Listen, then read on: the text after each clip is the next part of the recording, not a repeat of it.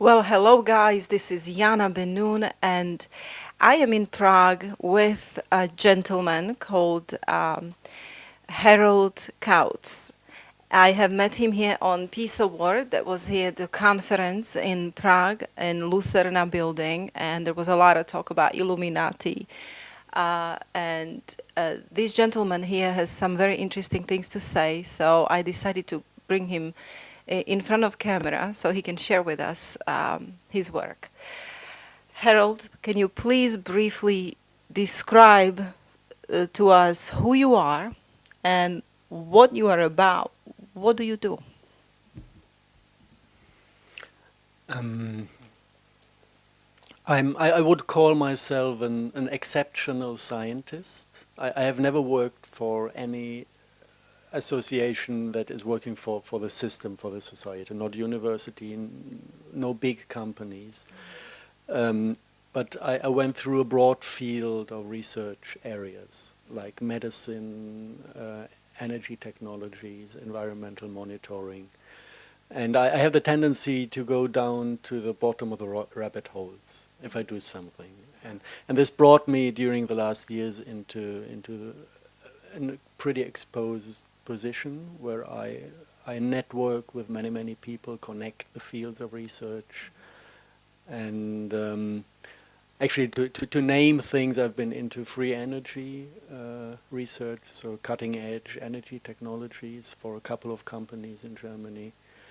That was kind of the main field of research. Then some people might know me about translating the weather modification technologies of Wilhelm Reich to the established science language, because scientists tend to invent words of their own when they find something new, but actually you can explain all this when you understand the original Maxwell equations. You can kind of say whatever he is doing for weather modification, soft weather modification, can be explained by normal science as well. So I've been doing this translating work.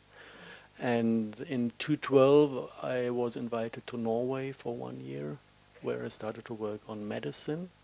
And this is basically where the big adventure began, because the farmers in the area had massive problems with plant death in 2012. And it was not explainable. It was beautiful weather, enough rain, enough sun.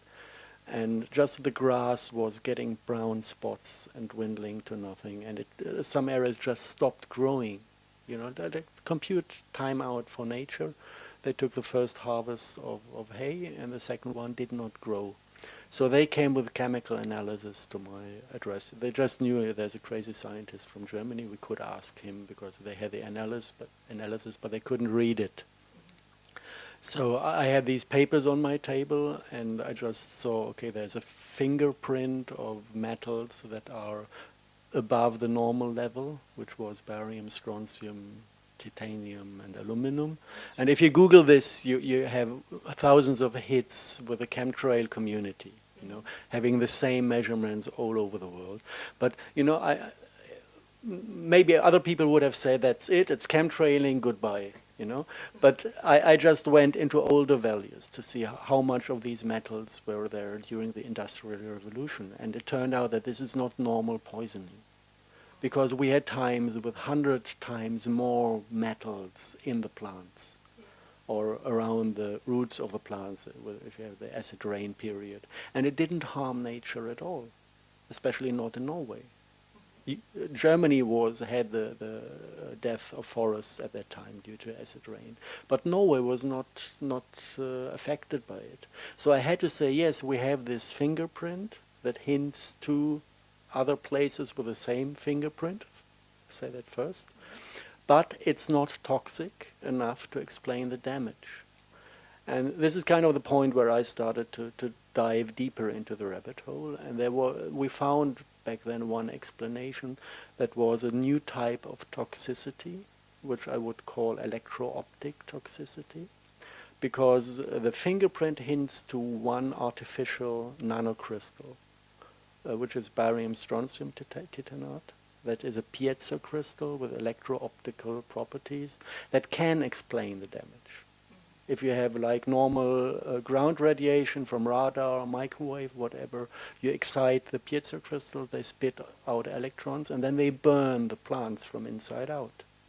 You have like absorption lines of the crystals, they absorb UV exactly on the wavelength where plants have the cell division signal.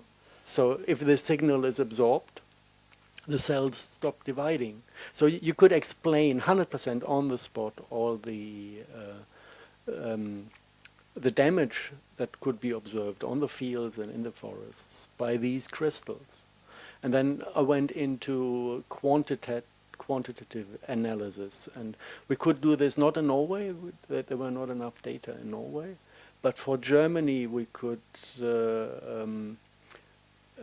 calculate the total amount of about 8,000 tons of nanocrystals being deposited every year on the German territory. 8,000 tons. And this is state monitoring, environmental monitoring by the state. And you get precise numbers from this. And just looking where it comes from, the first step was military technologies, because you have rocket shields with particulate plasmas, utilizing these nano piezo crystals for military applications, radar range enhancement, 3D battlefield monitoring, all this stuff. So there was a kind of explanation where it comes from and who is doing it. It's done by spray pyrolysis from jet engines. So they just have additives in the fuel, and in the jet engine you kind of create the nanocrystals by burning the little fuel bubbles sprayed. Every little droplet of fuel is giving one nanocrystal, just with an additive containing the weak chemistry of the metal salts. So everything could be explained and made sense. So that was kind of the first research period, realizing that military technologies are about to kill the biosphere of the planet. Yeah, full stop, for that moment. And then I was kind of established in the groups that were into monitoring chemtrails, explaining chemtrails. And there I was confronted with another thing regarding health problems, and that was the Morgellons disease. That's what I was wondering about, if that's what they do to the plants, as you're described, is correctly thing. What does it do to human body? Yeah, there is an effect on human body. Actually, the nano piezo crystal is the transmissive agent of mad cow disease and Creutzfeldt-Jakob. Okay. If you have 1 gram of this powder, white powder, and you label it as the agent for TSE, for mad cow disease, you need a military convoy to transport it from A to B because it's meant to be so dangerous. At the same time, there are 8,000 tons of it airborne in Germany every year, and people get sick.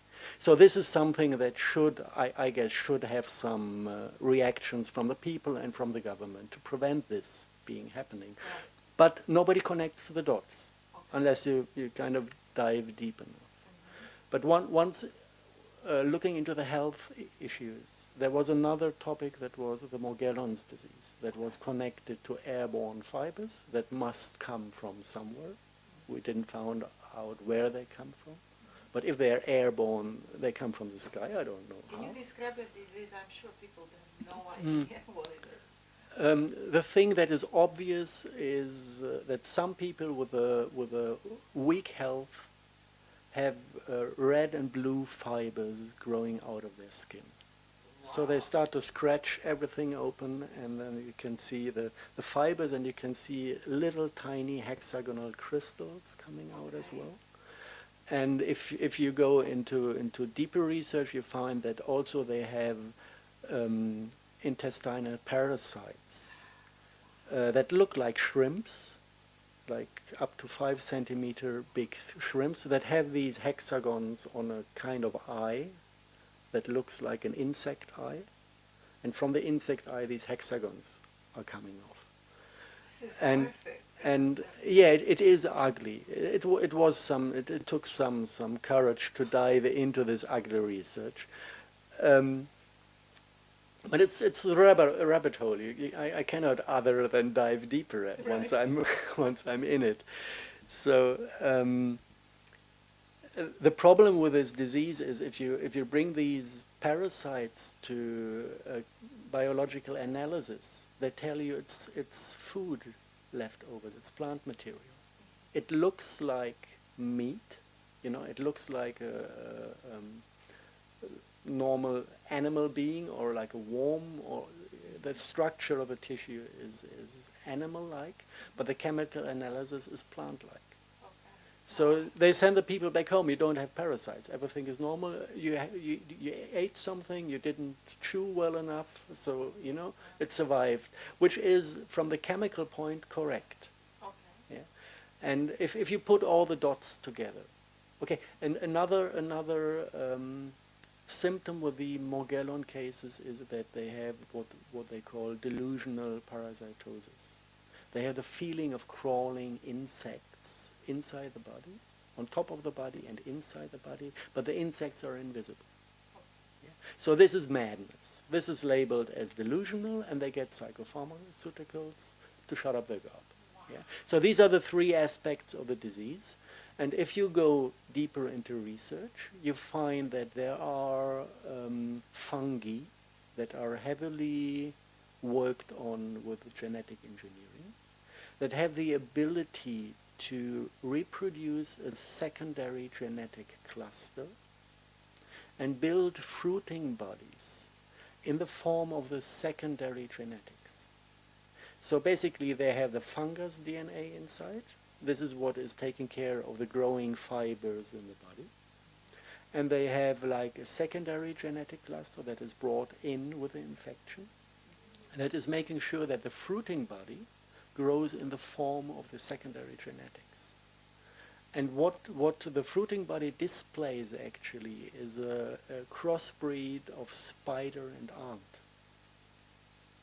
which would not work in normal biology. But the fungus is growing this. And if you have a secondary genetic cluster that is building a pseudo animal, just a mushroom mimicking, you still have the cluster of the genetics, and the genetic cluster is building up a bioenergetic being. And once the mushrooms go off, the bioenergetic being can detach and still live in the body of the one who is growing it. And this is the feeling of insects crawling. This is madness. This is biotechnology on cutting edge level. Yeah. Who did this? There's one hint who is doing this. You have the same fibers as the traceable element in the brand new $20 note in the United States. If you look on the dollar note with a microscope, you see blue and red fibers that are identical with this fungus. So you might say at the end, you know, follow the money, the banking system is behind this. But this is bigger, you know, it's just one hint. You find the same fibers in the black magic tradition from 1500, 1600 in Europe. This is where the name comes from. If you look for the earliest name where Morgellons are first described, this is North European witchcraft. Yeah? So it's the first hint to trace this back to black magic traditions. But there's one very strong hint. If you look at the secondary genetic beings, you find them in black magic traditions. They're all over the place. It's the spiders. If you look at the Freemasonry, the god of Freemasons is a three-headed spider. Mm-hmm. Yeah, the three-headed. If you look, there are some Morgellon victims that are clairvoyant as well, that have a sensation for what is crawling inside their body, and they made paintings of this. Mm-hmm. And this is the god of Freemason, what they painted. It's him. Put them side to side. You have the other traditions that like come from like the Arab knowledge about demonic realms. Mm-hmm. There were many people throughout history that were painting the demons they could see. Mm-hmm. And you have the snakes and you have the spiders. So this is from chemtrails. And this is what is, I don't know. I just know it's airborne. We have pictures of billions of these fibers in the air. You can see them at night. If you apply a black light, they give back a visible light. This is all the chemistry that is inside. It's always about up and down converting frequencies, because this, if you want to see the scientific papers, you can find scientific papers describing the hexagons and the fibers. This is pure transhumanism, building an interface between radio signals and DNA light communication. So this is a technology designed to take over the light body of the human being, which means to take over his entire spiritual experience of being a self. Yeah. This is what transhumanism is about, creating an interface between computer-generated or AI-generated microwave signal and DNA light communication, which is basically us. We are consciousness. We have a body, but we are consciousness. And what they try to take over with transhumanism is the consciousness by creating a technology that is able to have a read-write relationship, reading out consciousness, collecting it with an antenna, and playing in consciousness. If you can read out, you can play in, because you know the fine structure of the signals. You know, like a tape recorder.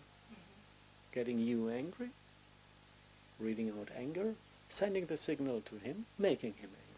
And if as long as this is on this binary level of plus minus electromagnetics, it can override the mind. It can never override the heart, because the heart is on trinary electromagnetics. Okay. Yeah. This is different. So this can kind of completely control mind and sexuality, because this is the part of the light body that is binary.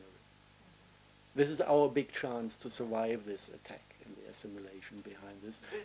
Because if the heart is ruling, yeah, you realize this is not you. You realize there's something within you, but you realize it's not you. So this is the way out. It reminds me then, like biblically, speaking to my audience, that when Jesus said, the kingdom of God is within you, and he was pointing here. Yes, you know. this is where it is. Yeah. Okay, keep going. But a question. I'm sorry. I forgot to use microphone. I'm very sorry. It's as you saying this, very shocking, because I did not know about that. How many people are sick like that? Do you have an idea? Infection rate is 100%. But only about 600,000 people worldwide show visible symptoms. The thing is, if these fibers grow with a healthy body, the immune system says, not within me, I don't need a fungus infection. And then it kills the fungus, but the leftovers, they plastify or silicify. So they build a glass structure so that the technology part is still working. This is not dangerous. It's just a leftover in the body that is doing the radio signal work. But if your immune system is down, if you're over-acidified and heavy metal polluted, then the body says, oh, a fungus, great, he can help me extract the poisons. And then the body gives the signal to the fungus to multiply explosively. And this is where you get the visible symptoms. So infection rate is 100%. But ugly visible symptoms are maybe 500,000 people worldwide at the moment, but accelerating, because we are eating an unhealthy diet. You told us some very shocking information, and some of the people listening will know about this. You know, you would be surprised how informed people are, and I didn't hear about it because I just simply, my head is in many different directions, but I feel blessed by meeting you. But we gave them this shocker, yeah? Well, what's the solution? Actually, the solution is very easy. Live healthy. Okay. Then it's of no danger. So it's about realizing that the food we buy in supermarkets is as depleted from minerals as the soils of the industrial agriculture. A banana from a ecological farming contains 200 times more nutrients than a banana from the supermarket. And you do not eat 200 bananas a day from the supermarket, so just make the bill, you're starving inside out. Your system is not getting nutrients. You take in glyphosate on daily basis from the supermarket. Glyphosate is a heavily poison. The intestines say poison is not allowed into the body, so it creates a mucus layer to store the poisons, hoping that after a couple of days the source of poison is going to be away to flush out the poison. But if you keep on eating this stuff on everyday basis, the mucus layer is getting thicker and thicker and more poisonous and more poisonous every day until your body is screaming because it's completely sealing the intestines. You're not taking up nutrients anymore. And then at a certain point the body screams, but I need to, and then you extract the pure poison from the mucus layer. And this is running in circles in the body on different levels. So the basic healing is cleansing the intestines and then not ever again entering a supermarket, because this is pure poison for the body. We need to create a demand for ecologically grown food. Yeah, I know in Germany it's by now no problem to supply yourself. You have big, huge supermarkets dealing only good quality. I know in the United States, for example, it's impossible to get access to a healthy food. Well, in the United States, I lived there over 20 years, but there is this Wild Oats and Whole Foods, and recently I've been reading articles how they backstabbed people, and the corporation is using Monsanto, and they're not telling people that their produce is GMO. I mean, what a backstabbing, yeah. So this is becoming more and more difficult. But we try to find clean and good food. Can you please describe, just give us a diet, just give us a diet. What do you made some changes, we talked privately, you made some changes, you want to keep your body not in acidic state, right? It's alkalized, balance your pH, that's important. Minerals are very important, cleansing the body. Do you have any advice? Like, really, some people are listening is like, what? Give them like specifics, like what the diet should be. First of all, sugar is feeding fungi. So zero sugar. In 1900, sugar was a drug labeled as illegal to trade. And you needed a recipe to get it from the pharmacy. And it came during the war that it became food. So this is pure poison. Milk is nice till age 3. Afterwards, the body loses the ability to run on it. And it is adding a lot to the mucus layer. Yes.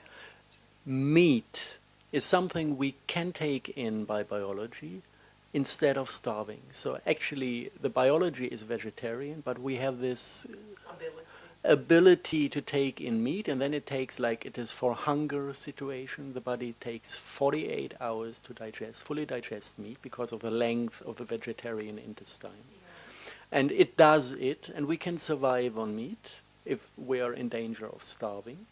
But we shouldn't eat anything else afterwards. So if you had meat, take a break of 48 hours. If you don't, the body says, oh great, starvation is over, we have normal food again, and then it stops digesting. But in West, East, everywhere, look at Czech Republic, we eat meat breakfast, lunch, dinner, every day, 7 days a week. Yes. Yeah, so it's rotting in the intestines, it's adding poison. Yes. It is rotting. If you don't digest it to the end, it is rotting. Yes. Yeah, and it's poisonous. So this is one aspect of meat that you should know. It's not like don't do it, but if you do it as nature demands it. Right. And so isn't it easier to just go vegetarian? yes. Yeah.